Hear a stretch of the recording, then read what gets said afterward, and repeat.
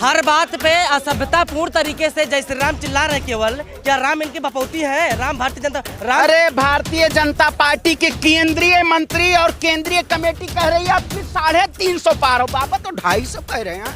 अब बताइए, यही भारतीय जनता पार्टी, इनको पता ही नहीं है 250 आएगा 300 आएगा। उत्तर प्रदेश के विधानसभा में 403 सीट है या 4 सीट है भाई। इसलिए रोया क्योंकि मुझे अपनों ने लूटा, गैरों में कहाँ दम था। मेरी किस्ती वहाँ डूबी जहाँ पानी कम था। डूब गई होगी, डूब गया मोदी। 56 इंच का सीना का। हर बात पे असभ्यतापूर्ण तरीके से जय श्री राम चिल्ला रहे केवल। क्या राम इनकी बपौती है? राम भारतीय जनता राम तो सबके है। क्या राम के नाम पर राजनीति ने क्या शिक्षा के बारे में कब बात करेंगे? रोजगार के बारे में कब बात करेंगे? विकास के बारे में कब बात करेंगे? युवाओं के बारे में कब बात करेंगे? तो सबका साथ सबका विकास की बात कीजिए। एक मिनट सिर्फ मंदिर मस्जिद ही मुद्दा होना चाहिए या शिक्षा स्वास्थ्य जैसी बुनियादी समस्याओं पे बात होनी चाहिए? उत्तर प्रदेश में अब की चुनाव विकास पर होगा। उत्तर प्रदेश की जनता विकास चाहती है। उत्तर प्रदेश की जनता रोजगार चाहती है। उत्तर प्रदेश की जनता रोजी रोटी कपड़ा और स्वास्थ्य चिकित्सा चाहती है। आपसे जानना चाहते हैं, योगी जी ने कितने लोगों को यहाँ पर उत्तर प्रदेश में रोजगार दिया है? क्या सच में रोजगार दिया है योगी? श्रीमान जी, आपने कहा कि शिक्षा स्वास्थ्य और जो है बेरोजगारी तमाम चीज की बात हुई है, लेकिन मैं दावे के साथ कह रहा हूं कि आज 70-72 वर्षों से इन लोगों का शासन था। ये सब नहीं पूछ रहे, पहले हम रोजगार दिया है नहीं? हाँ सुनिए, शासन था, लेकिन आप गोरखपुर में एम्स योगी जी और मोदी जी ने दिया है। एम्स की बात नहीं हो रही, अभी रोजगार की बात हो रही। रोजगार दिया है? आप बताइए, जहाँ एक मिनट, हर जनपदों में मेडिकल कॉलेज की स्थापना हुई है, और मेडिकल कॉलेज में क्या रोजी नहीं लगेगा? लोगों को रोजी नहीं मिलेगा, और रोजी मिल रहा है। नहीं, अभी एक रोजगार पर रिपोर्ट आई है। अब एक मिनट बता रहा हूँ।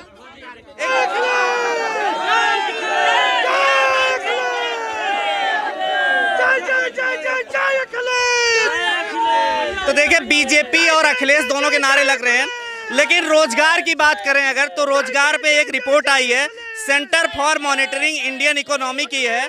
इससे पता लगता है कि इस रिपोर्ट में कि यूपी, पंजाब, गोवा और उत्तराखंड में दिसंबर 2021 के आखिर में नौकरी पेशा लोगों की कुल संख्या 5 साल पहले से भी कम थी। यानी कि रोजगार के मामले में उत्तर प्रदेश में पिछले 5 सालों में बहुत कुछ नहीं हुआ है।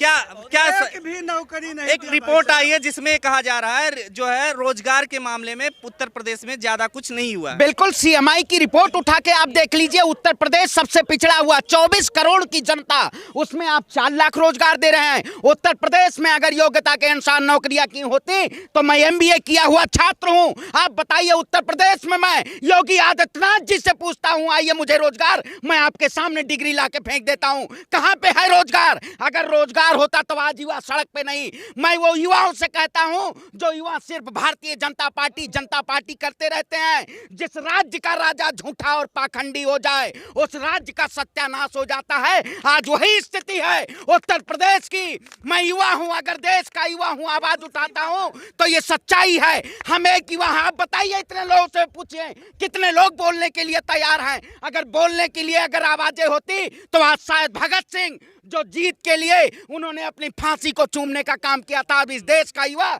ऐसे सिर्फ धर्म और हिंदू मुस्लिम के नाम पे लड़ने का काम ना करता है युवा। ठीक है, अब एक मुद्दा और है, धर्म संसद का मामला आपने सुना था, किस तरीके से नफरती बयान दिए गए थे साधु संतों के द्वारा। और साधु संत ही हमारे साथ है, हम इनसे पूछते हैं कि जिस तरह से साधु संत बोला जाता है उन्हें नफरती बयान पर, और महात्मा गांधी को जो गाली दे रहा था कालीचरण, उसकी गिरफ्तारी हालांकि हो गई है, लेकिन अभी भी भाजपा कहीं ना कहीं सपोर्ट करती है, ऐसा कहा जा रहा है, ऐसा आरोप लग रहा है। क्या लगता है, आप सही में आरोप लगा रहे हैं कि धर्म संसद में सही चीज कहा गया था जो कहा गया? देखिए, अगर वास्तव में जो संत हैं तो संतों को इस तरीके से किसी भी मजहब, किसी भी जाति, किसी भी वर्ग, किसी की धर्म, अगर हम संत हो जाते तो घर द्वार छोड़ देते हैं, सन्यासी हो गए तो हम लोगों का कोई जाति पाति धर्म नहीं रह जाता है। और ये अगर मंच से इस तरीके से कह रहे हैं तो कहीं ना कहीं जो है ये राजनीतिक प्रेरित है और राजनीतिक व्यक्तियों से जो है पूर्व आयोजित जो है ये मंच था और इस तरीके से कहा गया ये गलत है और ऐसा नहीं करना चाहिए। और संत कहें कभी भी देश में कुछ भी हो सकती है, बड़ी घटना हो सकती है। जब हम लोग संत हैं, हम लोगों के ऊपर लोग आस्था करते हैं, महाराज जी जो कहेंगे वो सत्य कहेंगे, लोग धारण करते हैं। लेकिन डिप्टी सीएम जी जो हैं, जब उनसे सवाल पूछा जाता है इस पर धर्म संसद को लेकर के, तो माइक को निकाल तो फेंकते हैं और उसके बाद जो है उसका फुटेज डिलीट करवा देते हैं रिपोर्टर का। तो ये जिस तरह से गुस्सा है, ये कहाँ का जायज है? क्या आपको लगता है? डिप्टी सीएम तो कर ही रहे हैं इस तरीके से। आपने देखा कि जो है किसानों के ऊपर जो है मंत्री जी के बेटा ने जो है गाड़ी चढ़ा दिया, उस पे सवाल पूछने पे जो है एबीपी न्यूज के एंकर से जो है बदतमीजी किस तरीके से किए और आज तक जो है अभी तक इस्तीफा नहीं दिए मंत्री जी। तो तानाशाही तो है ही है, केंद्र में भी है, प्रदेश में भी है। ये डबल इंजन की सरकार मनमानी तरीके से जो इनको समान हो रहा है ये कर रहे हैं। देखिए, जहां धार्मिक में सियासत को शांत कराने के लिए अगर सियासत धार्मिक मसलों में वो करती हैं तो वो समझिए सही हाथों में देश। अब यहाँ तो सियासत ही धार्मिक मसलों को पैदा कर रही है।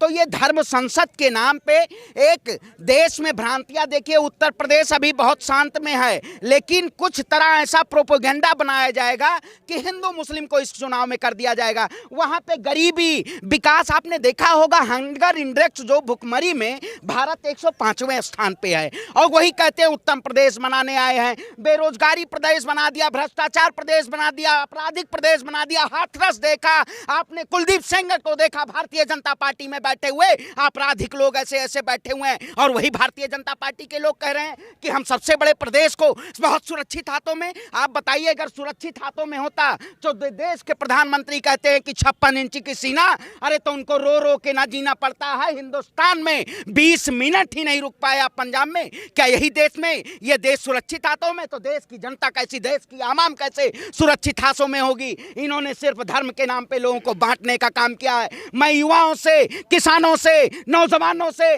बुजुर्गों से कहना चाहता हूं कि उत्तर प्रदेश में आप अब की बार सत्ता परिवर्तन कीजिए, क्योंकि अगर 5 साल, वही एक कहावत है, भगत सिंह ने कहा था 5 साल जिंदा कौमें, डॉक्टर राम मनोहर लोहिया 5 साल जिंदा कौमें इंतजार नहीं करती हैं, वो वोट की चोट से चोट करती हैं और अब की उत्तर प्रदेश चोट कर देगा। आप जनमत देखिएगा बदलाव कैसे आता है। ठीक है, एक बार सबसे हम राय ले लेते हैं, आपसे सबसे पहले देते हैं। भाजपा जीत रही है या समाजवादी पार्टी जीत रही है? कांग्रेस या बसपा, कौन आगे निकल रहा है और क्यों? भाजपा की सरकार बनेगी। भाजपा की कितनी सीटें आ जाएंगी? पूरी पर्याप्त, जितना बहुमत चाहिए। कितनी बहुमत चाहिए? कितनी? 200 कम से कम 30 सीट आएगी भाजपा की। 230 सीटें आ जाएंगी। भाजपा की कितनी सीटें आ जाएंगी आप? अरे भारतीय जनता पार्टी के केंद्रीय मंत्री और केंद्रीय कमेटी कह रही है आपकी 350 पार हो, बाबा तो 250 कह रहे हैं। अब बताइए, यही भारतीय जनता पार्टी, इनको पता ही नहीं है 250 आएगा, 300 आएगा। उत्तर प्रदेश के विधानसभा में 403 सीट है या 4 सीट है भाई? केंद्रीय 4 सीट है क्या उत्तर प्रदेश में? 403 है। हाँ, तो यही बात है कि बार 350 पार नहीं, 3 का सैकड़ा भी नहीं पार कर पाएंगे। आप क्या कहेंगे? आप कितनी सीटें आ रही हैं? भारतीय जनता पार्टी में पूरी तरीके से भगदड़ मच चुकी है। चाहे भारतीय जनता पार्टी हो, टूट चुकी है और बहुजन समाज पार्टी खत्म हो चुकी है, वो भी समाजवादी पार्टी में आ गए हैं। और कांग्रेस पार्टी के विधायक, अपना दल के विधायक, सब दल तो टूट के समाजवादी पार्टी में आ रहे हैं। तो स्पष्ट है कि समाजवादी पार्टी की पूर्ण बहुमत से सरकार बनने जा रही है। कम से कम 375 सीट समाजवादी पार्टी पा रही है। आप क्या कहेंगे? उत्तर प्रदेश में अखिलेश यादव 375 कह रहे हैं समाजवादी पार्टी। 300 प्लस 300 प्लस आ जाएगी। बीजेपी क्या नहीं रहेगी टक्कर? रहेगी, टक्कर में नहीं रहेगी, लेकिन कुछ सीटें आएंगी, 50-60 सीटें आएंगी। आपको क्या लगता है? हमारा कहना यही है कि सैकड़ों चूहा इकट्ठा हो जाएं, लेकिन शेर का शिकार कभी नहीं कर सकते। उसी प्रकार बीजेपी एक शेर की तरह इस समय टीम में है। शेर जंगल में इस समय 300 प्लस लाएगी सरकार। क्या शेर जो है जंगल में ही है या फिर जमीन पे उतर रहा है? नहीं, जमीन में भी है और जंगल में भी है, हर जगह। देखिए भाई साहब, इन्होंने कहा शेर, योगी जी ने सदन में फपक करके रोया कि नहीं? कभी सोच रोया है? और भारत देश का प्रधानमंत्री पंजाब में जाकर के कहा कि मैं असुरक्षित हूँ, अपना को रो दिया।